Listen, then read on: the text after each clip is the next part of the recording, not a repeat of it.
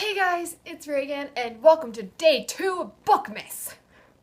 And I'm terribly sorry if the lighting is awful. It is currently dark outside. It's been raining all day, and I've been waiting patiently for the light to come back out, but I just don't think Mr. Sunshine is gonna make an appearance today. Anyway, the lighting is kind of appropriate for the topic of my video, which is going to be today my top 5 favorite villains. So kind of worked out. Kind of went through my bookshelf and picked some of my favorite villains from childhood to present day that kind of really just terrified the crap out of me. So let's get started. Number 5 on my list is definitely one from my childhood, and I think a lot of kids can relate to this fear, and that is going to be Count Olaf from the series of unfortunate events.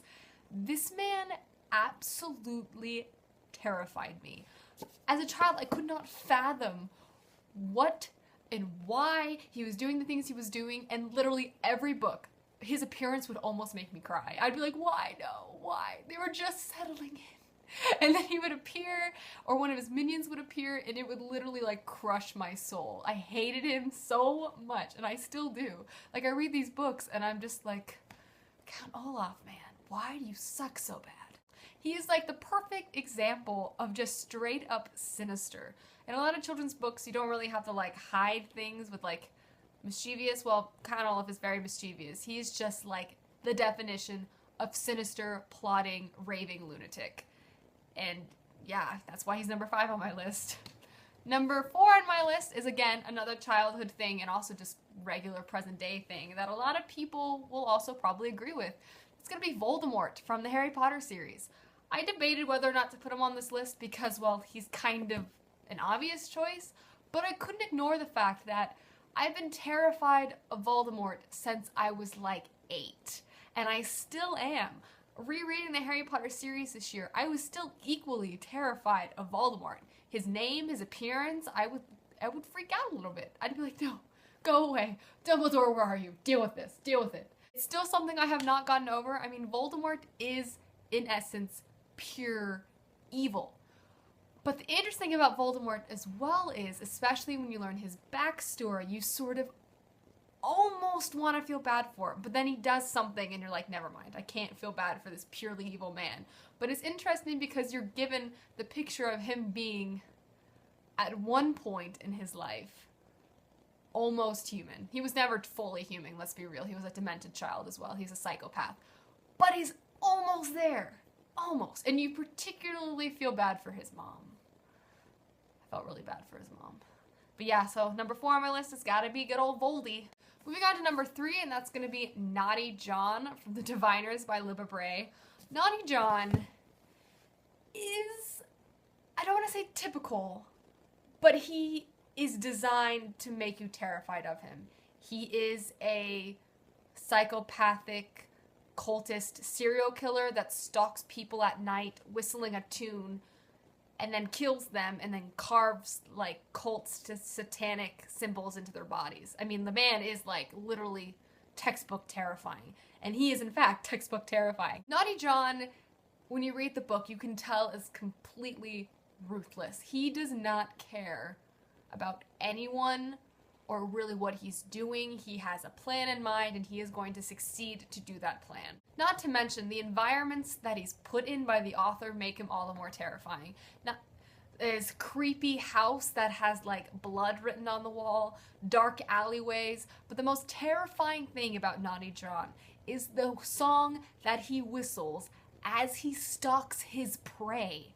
You will have a chapter in this book of someone just walking home and they hear a whistling and you're like, no, turn around, don't go that way. Naughty John is scary. Naughty John is really, really scary. Number 3 on my list for most terrifying villain is going to be the Vord from the Codex Alera series. I'm holding up Fears of Calderon because this is the only book I have in hardback of the series, but if anyone here watching this video has read Fears of Calderon, they're probably like, what? Who the hell is the Vord? Yeah, because the Vord doesn't really show up till later in the series. That being said, I'm going to be very careful what I say because I don't want to spoil anyone, but really, the Vord is terrifying because it is a mass of creatures fighting against our people in this book.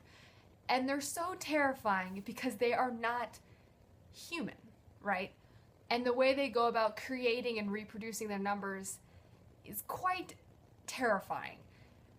And it also makes them seem immortal because they're never ending.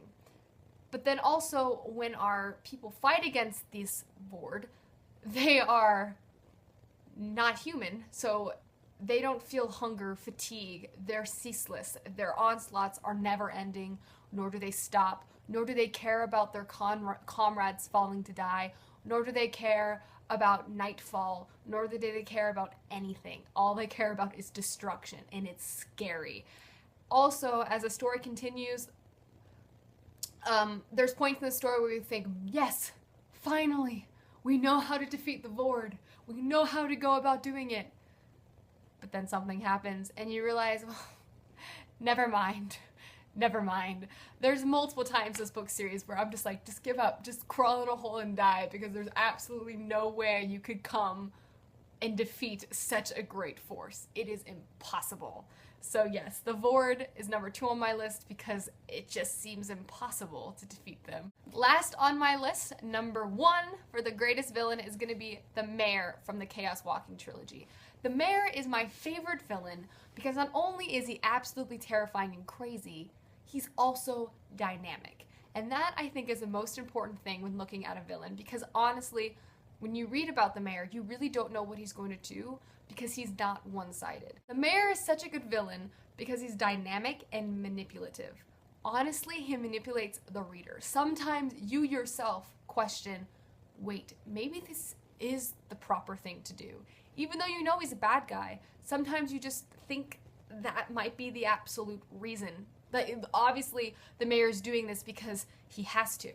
He manipulates you as a reader and everyone around him. He's terrifying because you can't even trust yourself while reading about this man.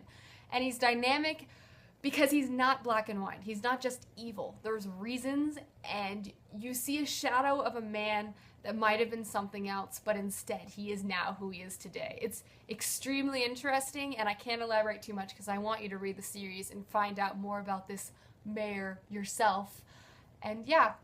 So there you go, guys. Those are my top 5 favorite villains. Hopefully this video wasn't too long because it seems like it's going to be a little longer. And have fun with the rest of the Booktubeathon, and I'll see you tomorrow with another video. Bye!